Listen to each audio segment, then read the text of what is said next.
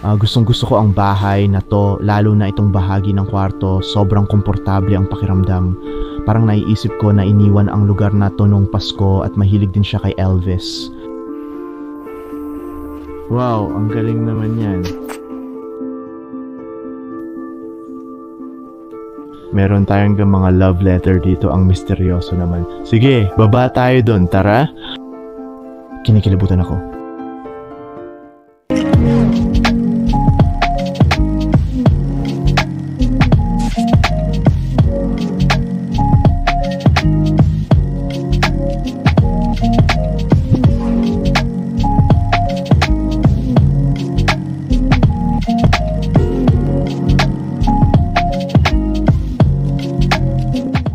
Kumusta na tayo? Ayos lang ba? Ayos, maganda yan.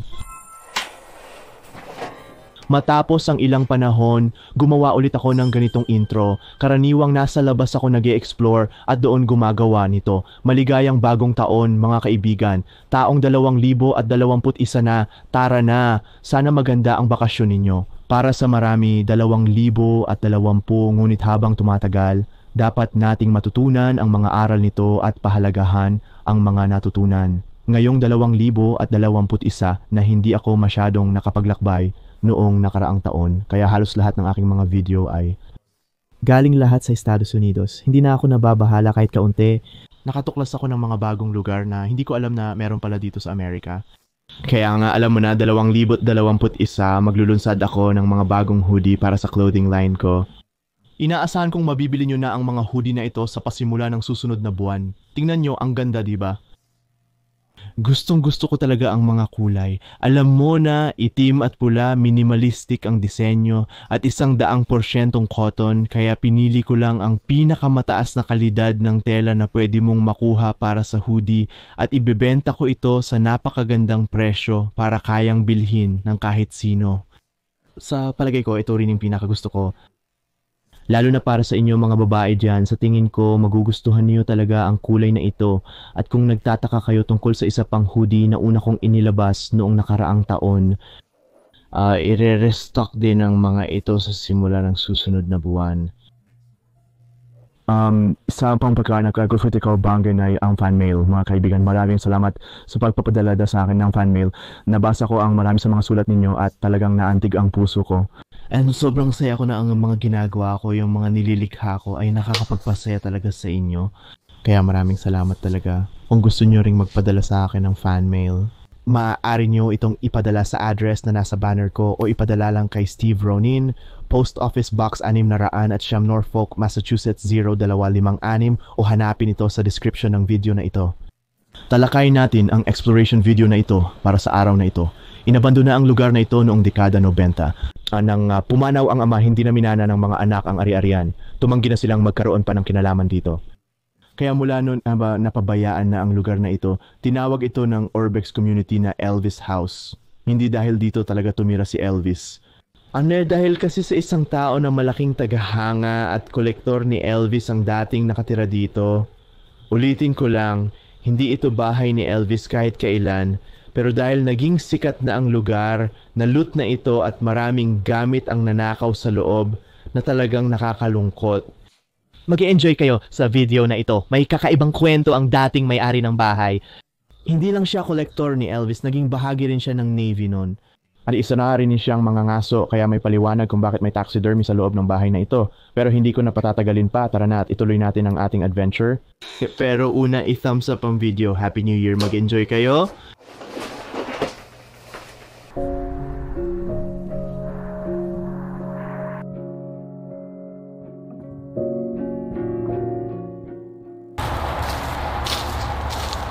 Gusto ko lang magbigay ng espesyal na shoutout sa mga bagong Patreon supporters natin ngayong linggo. Malaking shoutout at maraming salamat kay Sherry Parker. Para suportahan ng channel, pumunta sa Patreon link sa description para makakuha ng perks at shoutout sa susunod na video. Pagpasok mo dito, diretso ka agad sa kusina. Mahilig kumain ng mga daga. Mga daga na gustong-gusto kong kainin pero kinakagat ko ang maliliit nilang ulo. Kasama kong kenso ng dalawa ng tao, yung isa ay si Colin at yung isa naman ay may maliliit na paa. Magkakasama kaming nag-explore sa bahay ng lola kasama si Colin at ang kaibigan niyang si Fred. Pasensya na, mahina ako sa mga pangalan. Ginagawa mo rin ba ito para sa exploration photography mo? Larawan. Mukhang paikot-ikot ang bahay na ito, parang may kakaibang bilog. Kaya magsisimula tayo dito mismo sa kusina at ipapakita ito, pero grabe, nandito pa lahat ng mga plato.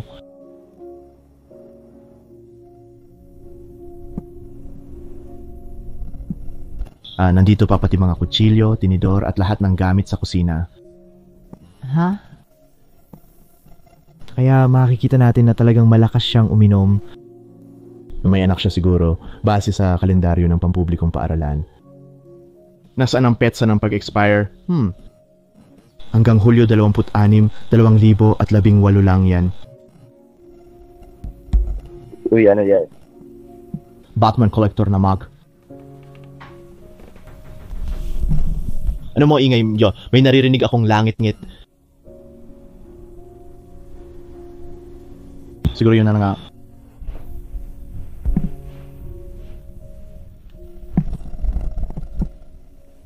Mukhang gusto niya si Batman at gusto rin niya si Elvis. Russell Stevens, maligayang Pasko, Elvis. And a large night.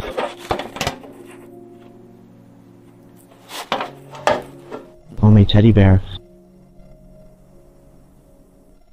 Mamari yung nagkaroon din siya ng issue sa kalusugan dahil may nakita siyang mga gamot dito, may ilang mga greeting card,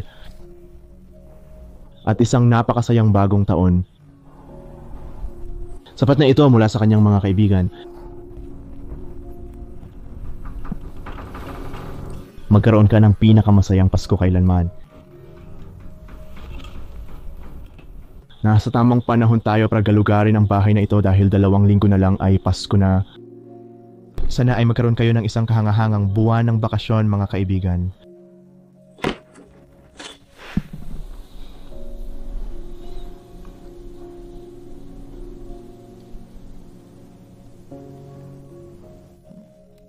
Ay galing nito na isang babae ng pangalan ay Cynthia.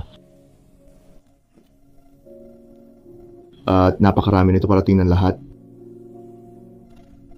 Pero heto ang isang litrato nung bata pa ako. Ano yung tunog na yon?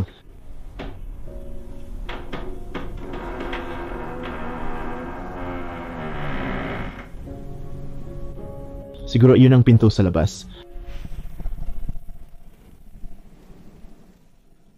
Alam mo, galing lahat ito sa iba't ibang tao. Mukhang meron siyang maraming kaibigan at maraming kamag-anak. Kaya ko ito gusto, sige. Nakakainis talaga yan. Kailangan ko sigurong isara yung pinto. Komportableng lugar ito. Saan ba nanggagaling ngayon?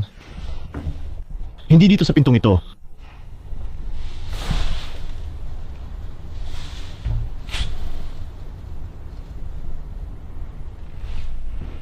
Nakakatakot ito. Hello?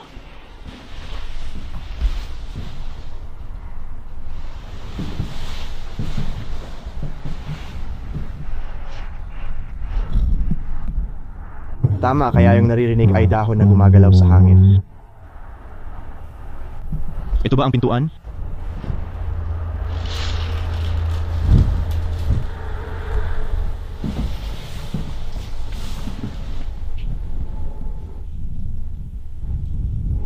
Balik tayo sa usapan, di ko talaga alam kung anong sanhi ng ingay na yon. Pero gaya ng sabi ko, hilig ko talaga ang mga abandonadong bahay kasi kahit sa maliliit na bagay lang, parang may idea ka na kung sinong nakatira dito at kung anong uri ng pamumuhay nila. Mukhang may blueprint tayo ng isang bahay. Baka may isa pa siyang bahay na nire-renovate niya. Grabe, tingnan mo itong pitsel ng alak. Nandito ang yung mga klasikong maleta natin. Electricong shaver ba yan? Heto ang bond paper na may artikulo tungkol sa kakaiba mong anak, Billy Bob. Saradong Coca-Cola pa ito. Dapat bago ito, hindi ito pwedeng luma. Ika-10 ng Marso 21. Oo, sinipa. Sabi nga ito lumang lata ng Coca-Cola. May pumunta lang dito at iniwan ito kamakailan lang.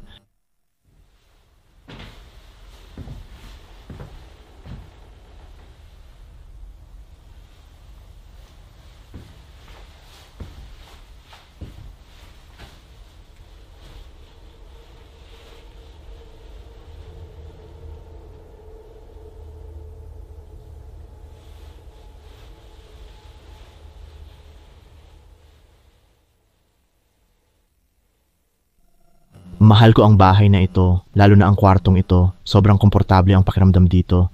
And parang naaalala ko yung bahay ng lola na in-explore namin ni Radek at Mateo o parang may log cabin na pakiramdam dito.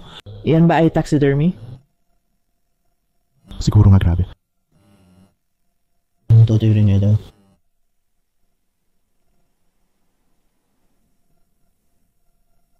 Pwede rin siyang naging mangangaso. Siya ay isang mangangaso batay sa nakitang mga bala. Kaya may pagmamay-ari siyang baril na hindi ko pa talaga nakikita dito. Magiging astig kung mahahanap mo yon.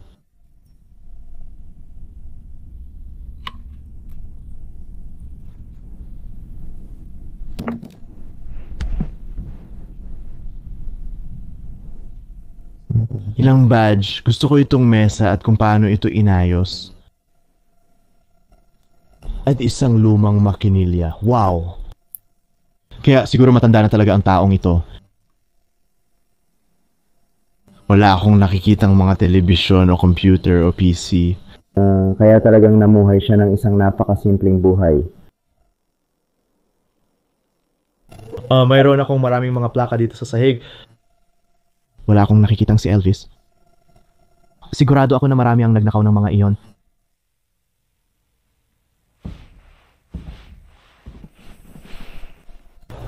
Mukhang uniforme ng Air Force ang jacket na ito base sa badge at may sombrero na may nakasulat na Trailways. Naniniwala akong parang serbisyo ng bus yan. Wala namang kinalaman ito sa jacket o sa militar.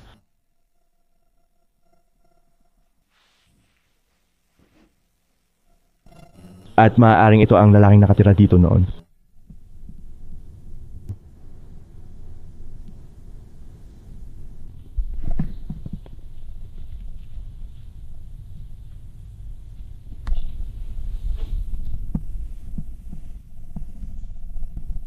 Sa kanto na ito makikita ang bookshelf. Uy, anong klaseng camera ito? Sony-Rom's Kodak S series na electronic flash camera. Ang astig naman, gusto kong makahanap ng mga iniwang camera sa mga abandonadong gusali.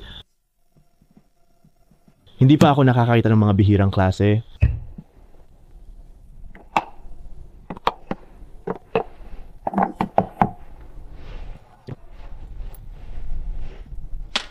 Sa tingin ko, gamit ito sa pagsasaka.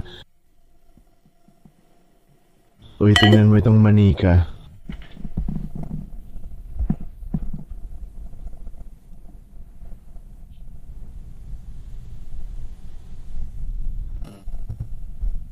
May litrato dito, itim at puti. Malamang siya yun nung bata pa siya.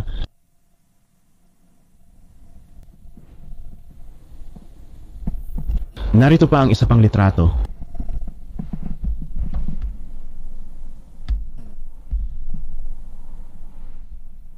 Hindi ako sigurado kung siya ulit ito o anak niya. Ang ganda talaga nito. Hindi talaga ako pamilyar sa alinman sa mga librong ito.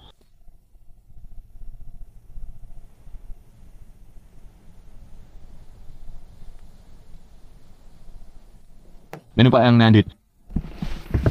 Wala bang mga badge?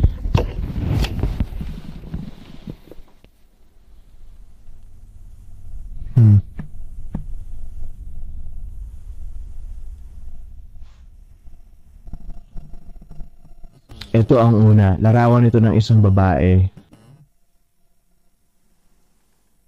Maaring nagkaroon din siya ng anak na babae.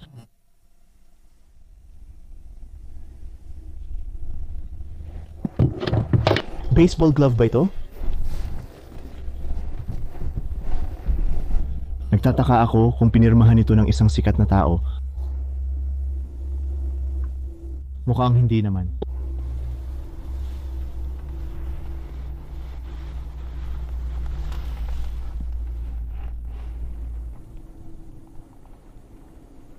Nakalagay dito si Jason Morton.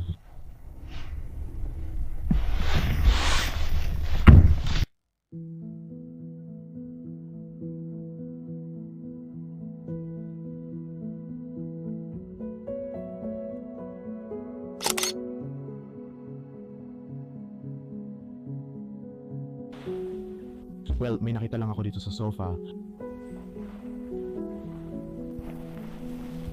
Nakalagay dito United States Navy, parang panyo siya.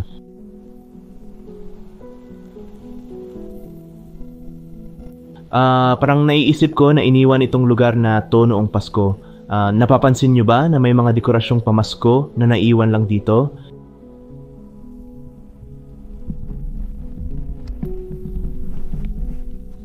Talagang tila napaka-fan niya ni Elvis, sigurado ako.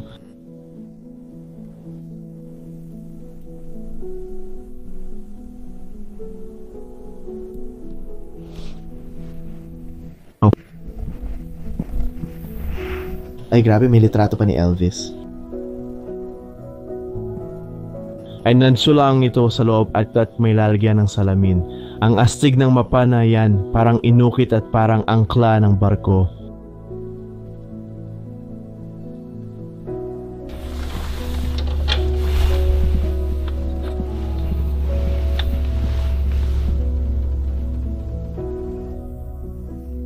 Ang galing nun.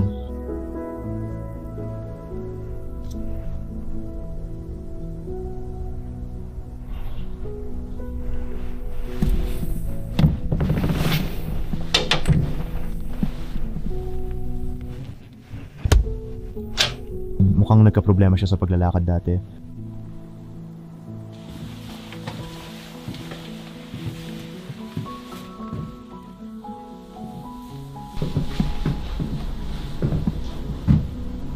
Tingnan ulit natin ang banyo.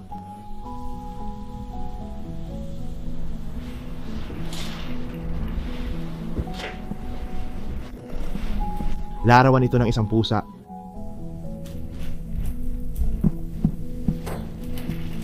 Oh, mukhang kadiri talaga ang inidoro na yan.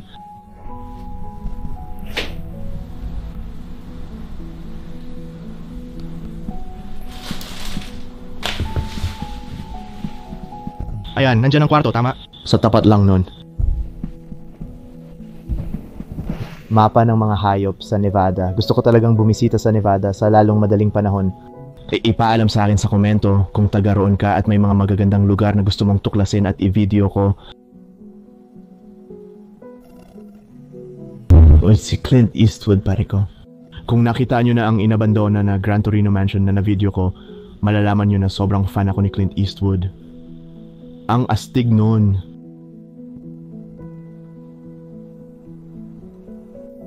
The Edgewood still group family photo.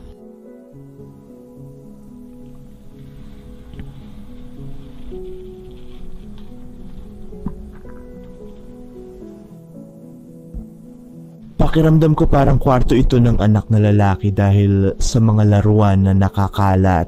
May mga love letter din dito, siguro pwede nating silipin. Interesado akong malaman kung ano ang nangyari dito.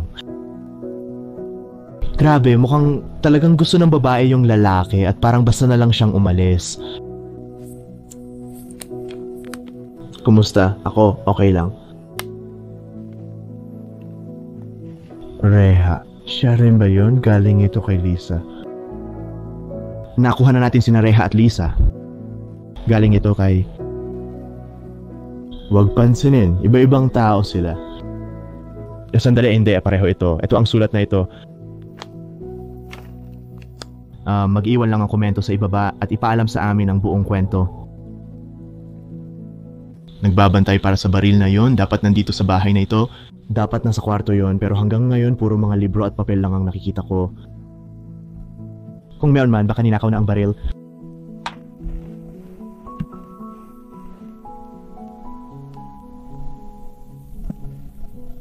Mahal kita lolo. Mamimiss kita ng sobra.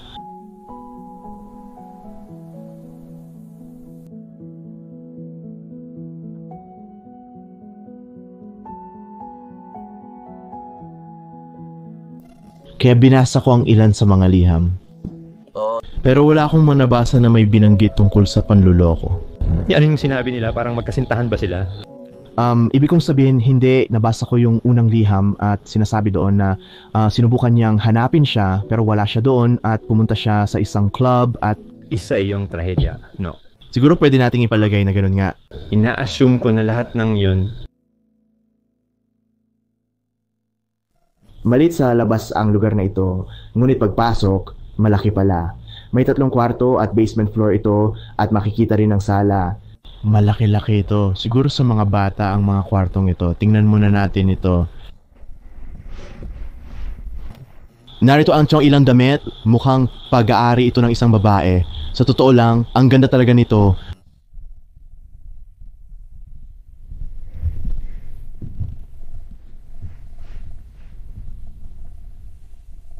Siguradong kwarto yon ng anak na babae. Hindi ko maintindihan kung bakit iniwan ang mga gamit sa bahay na to. Nandito lang ang kanyang tita ka.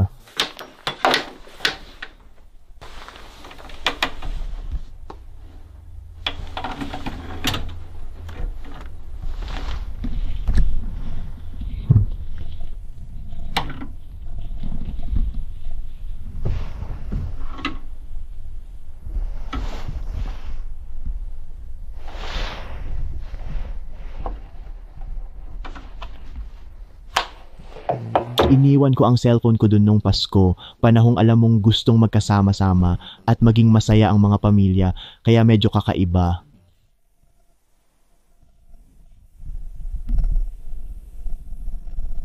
Sana may makakapagsabi sa atin kung ano talaga ang nangyari dito, pero wala. May magagandang Uggs lang.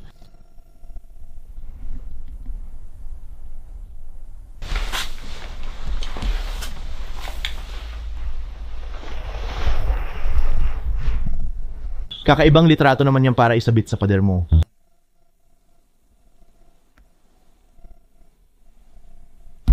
Ano ang nasa loob nito? May mga Christmas card at litrato ng Pasko tayo dito.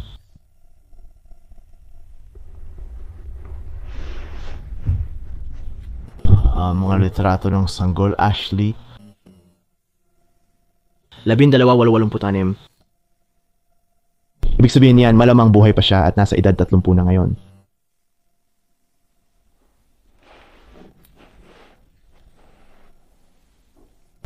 Pumunta sila sa bundok Rushmore noong 1987.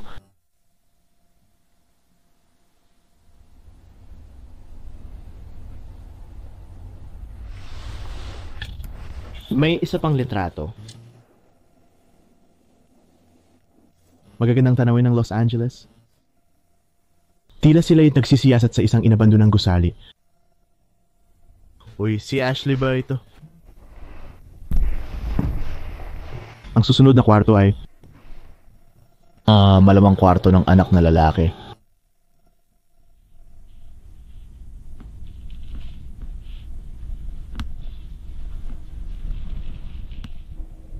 Mayroon siya isang kabango at isang sinipay na bubuksang sigarilyo.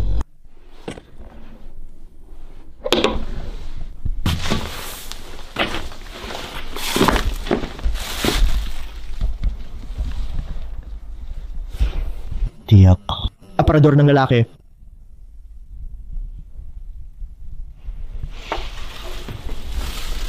Mahilig ang pamilyang ito kay Elvis. Anong balita, pare?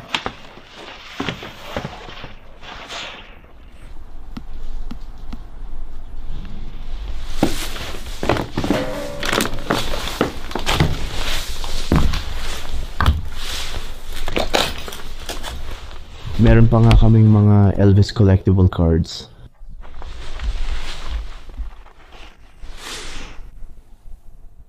Elvis Facts numero 37.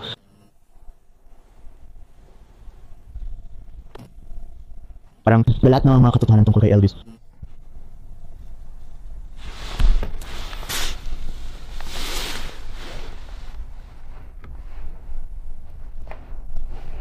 Astig ito. Parang luma at maliit na plaka player ito. Ang liit nito.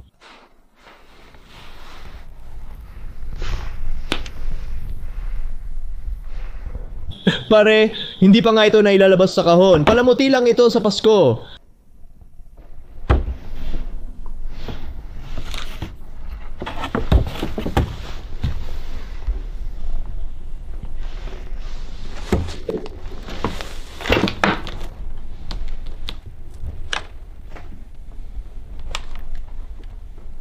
Ang astig nito parang baul ng kayamanan.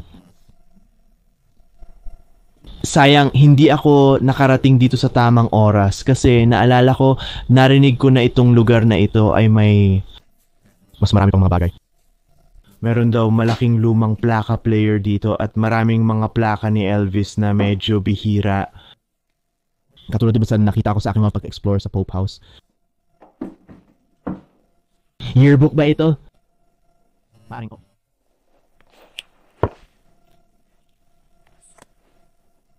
Yearbook nga ito.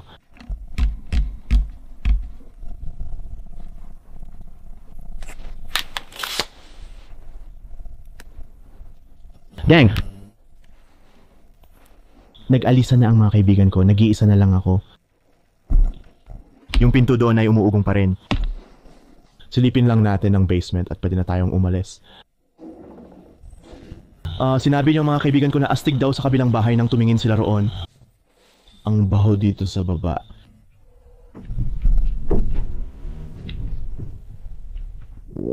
Ang daming gamit.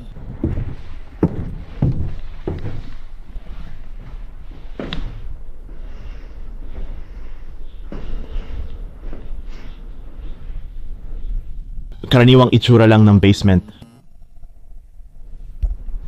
Isang astig na upang gawa sa Demi.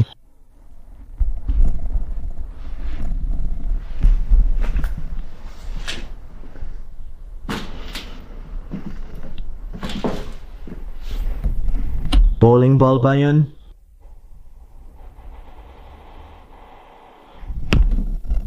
So pare, hindi natin ngayon kininikilabutan na ako dito sa lahat ng mga lagaslas ng tubig habang mag-isa lang ako rito.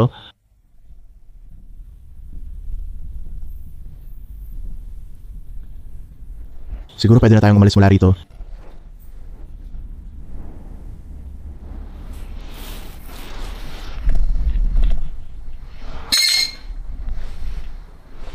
Bodega ng mga gamit. Maraming mga gamit dito sa ibaba.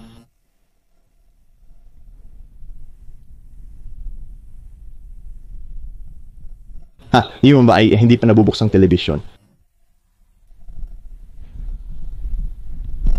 Hindi ako makapaniwala.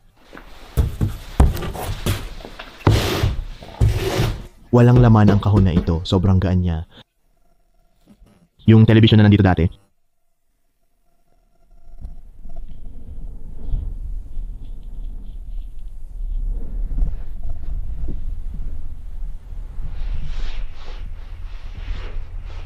Wala naman akong nakikitang astig dito.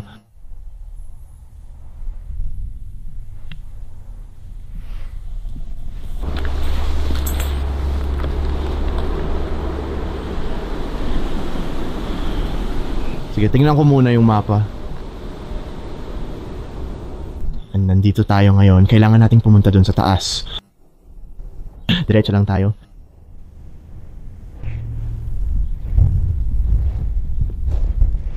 Parang nakahanap ako ng sorpresa sa buhay.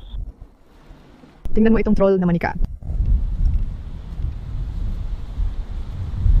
Sa tingin ko si Santa Claus ito.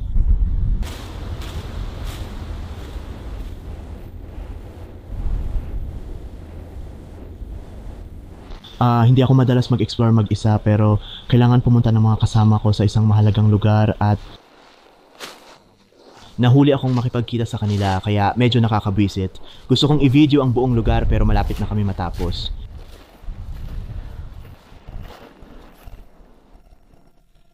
Iminumungkahi kong laging mag-explore kasama ng kaibigan. Pero ayos lang ako. Paano tayo makakapasok dito?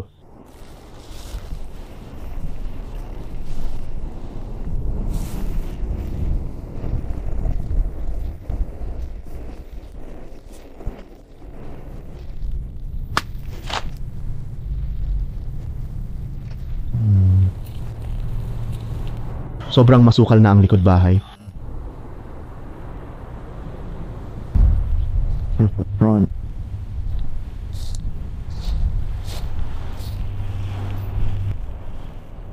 Bahay ito ng ibang tao.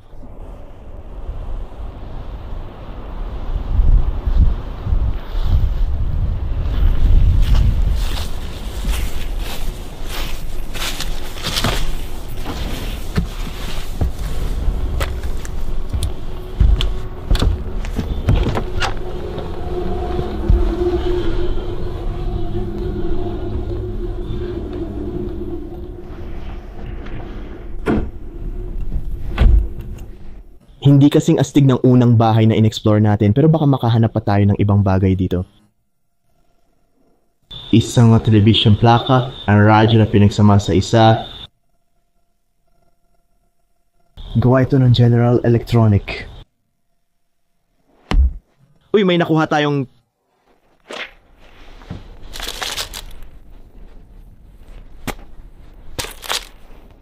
Meron bang Elvis? Walang Elvis. Astig ang kuha na yan. Sa tingin ko, hindi ko pa talaga napakinggan si Bryan Adams.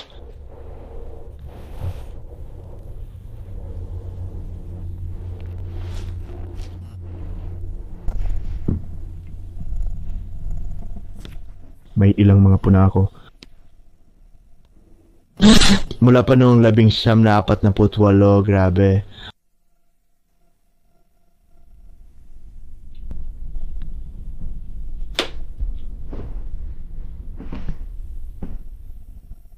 Mukhang nire-renovate nila ang bahay na ito at hindi nila natapos ito.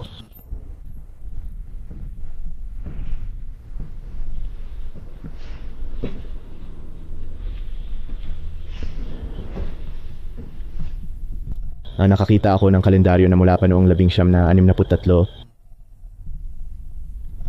Ano bang meron dyan sa ibaba? Siguro huli na nating tingnan yon. May takot ako. Mukhang maraming tao ang pumasok sa bintanang to. Siguro hindi bukas ang pinto dati. Pero maganda itong maliit na kwarto. Maaring ito ang naging kainan.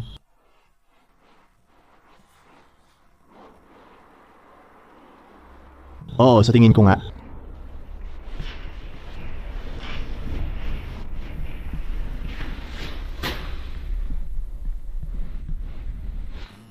Nakikita ko rin ang malaking potensyal ng bahay na ito. Gusto ko itong bilhin, ayusin at ibenta o baka naman tumira na lang dito.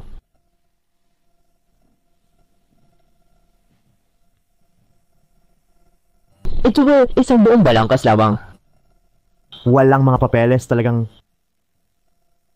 walang kwento sa likod nito. Mas misteryoso pa ito kaysa sa nauna. Pero gustong gusto ko talaga ang kusina. Para sa akin, mas maganda ito kaysa sa una.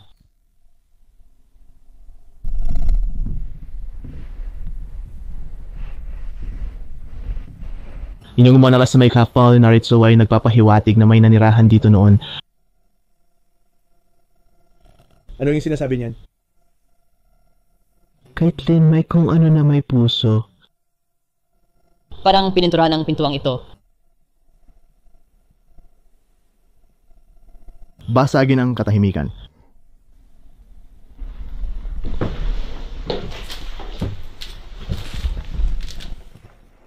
May mga bagay tayong nakasulat dito noon. Mukhang may isang babae na ang pangalan ay Kate na tumira dito.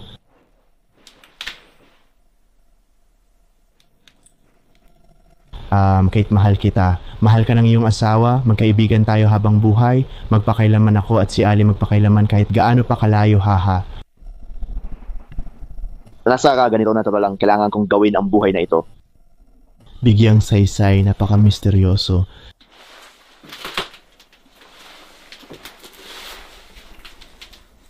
Aparador lang ito na akala ko ipapunta sa attic.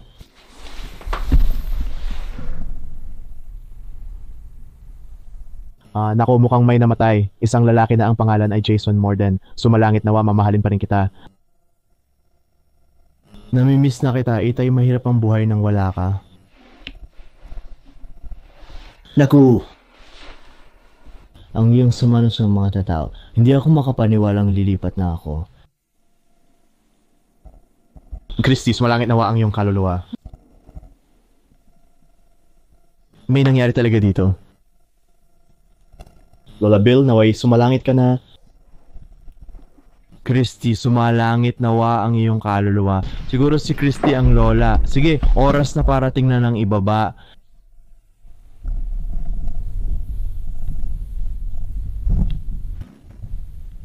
Wow, ang linis ng banyo na ito at gusto ko ang disenyo.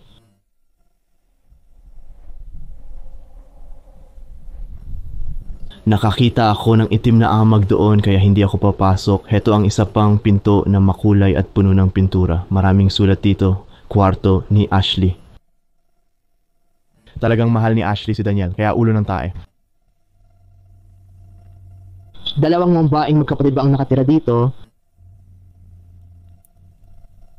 Maaring nakatira sila dito kasama ang lola o tatay nila. Nang pumanaw na sila, kinailangan na nilang umalis. Yan ang pagkakaintindi ko. Sige, baba tayo, pwede ba? Nakakatakot talaga. Pero pagkatapos nito, pwede na tayong umalis. Marang hayop ang pakiramdam ko dito sa ilalim. Ibig kong sabihin may kung anong sumisira sa lugar na to. Uy, Haven. Babalik din ako.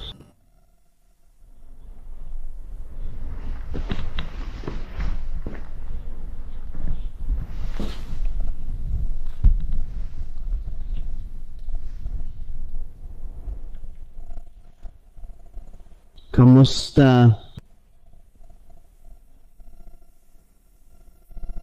Hindi ako magdududa kung may hayop dito pero sana narinig ko na kung meron man. Grabe, paano pa kaya nakakahinga yan?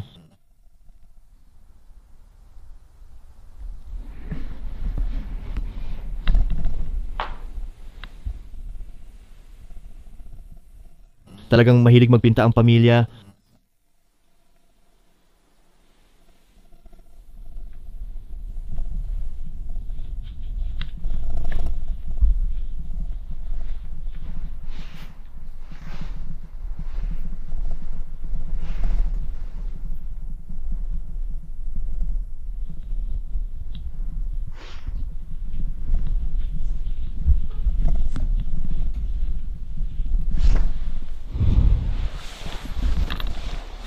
Ito na yata ang pinakamakulay na ref na nabuksan ko. Ginagawa ko ito para sa inyo. Yung sana nag-e-enjoy kayo. Kung i-like yung video.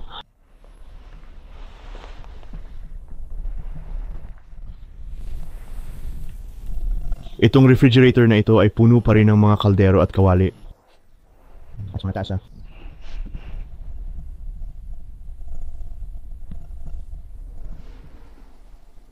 Sige, alis na tayo dito. Pwede ba tayong makadaan dito? Tingnan mo to, hindi ka nga makadaan dito. May mga baging na tumutubo kahit saan. Kailangan nating bumalik sa harap.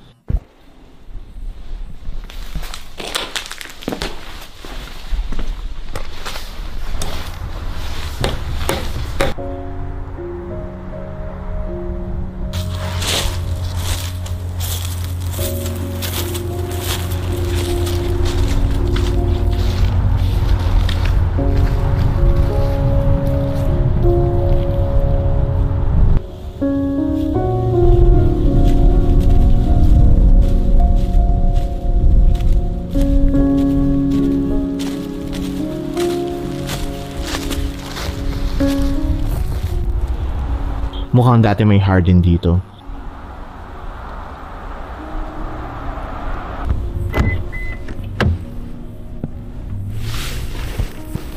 Ginagawa ang parking mode. Mga Sakibanods na nagustuhan ninyo ang exploration natin ngayon. Kung nagustuhan ninyo, mag-subscribe at i-click ang notification bell.